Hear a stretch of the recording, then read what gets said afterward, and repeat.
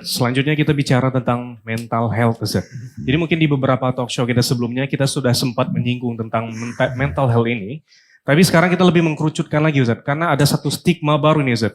Kayak misalkan ada orang yang menderita mental health, depresi, segala macam ini, ada stigma baru dari orang-orang yang melihatnya, yaitu itu karena, mungkin bahasanya seperti ini, itu karena kamu kurang imannya. Mungkin bahasanya seperti ini, Ustaz.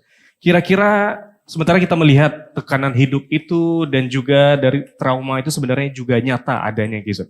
Apakah gangguan mental seperti ini itu selalu berfokuskan karena lemahnya iman, Ustaz?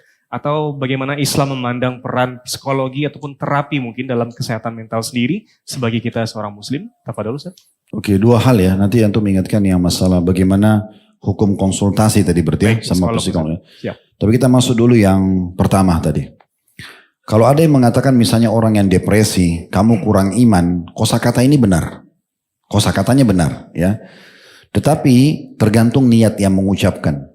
Kalau dia niatnya ingin menjatuhkan orang itu, kamu karena tidak punya iman, kamu karena ini tidak tepat. Mirip dengan bahasan tadi, sebenarnya dia kosakatanya bagus tapi dia niat membuli orang, itu nggak benar. Tapi kalau dia niatnya benar, dia ingin memberikan nasihat dengan dikemas lagi bahasa itu. Misalnya dia mengatakan, coba deh kamu dengarin ceramah yang menambah iman kamu. Mungkin akan menghilangkan depresimu. Nah itu benar. Karena memang orang makin kuat imannya, makin tidak ada depresinya. Selesai.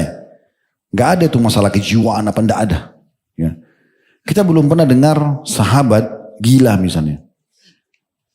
Yang ada prestasi, berani dalam jihad, berhasil dalam bisnis gitu ya. Pemberani, apalah, semua bagus-bagus. Masa dalam semua puluhan ribu sahabat tidak dinukil ada yang dekat dengan Nabi ini depresi? Ya enggak ada memang. Karena bagi mereka sudah punya iman yang kuat. Tujuannya sudah akhirat. Ujian itu adalah sebuah ilmu lapangan dari Allah supaya kita naik kelas. Nah, sudut pandangnya berbeda. Kalau orang yang punya iman itu setiap ujian yang datang bagi dia itu adalah sebuah praktek lapangan untuk menambah pengalaman dia dalam hidup. Maka dia bukan jadikan sebagai sebuah beban gitu ya. Jadi secara kosakata ini benar. Karena memang orang makin kuat imannya, makin jauh dari semua itu. Nggak ada yang perlu didepresikan. Kita nukil atau kita pernah nukil banyak sekali kisah para salafus soleh. Hidupnya miskin sampai dan tidak makan 3 hari. Nggak ada depresi itu. Larinya ke masjid, tetap berdoa sama Allah. Kemudian Allah datangkan orang yang membantunya. Itu cukup banyak, berapa kali kisah kita ulangi, saya tidak ulang-ulangi lagi. Tapi itu contoh-contohnya ya. Jadi walaupun kondisi mereka sudah susah sekali. Kisah Urwah bin Zubair yang kakinya sampai dipotong. Gak ada depresi. Malah dia bersyukur kepada Allah. Dia mengatakan kaki saya telah mendahului saya ke surga sebelum anggota tubuh yang lain.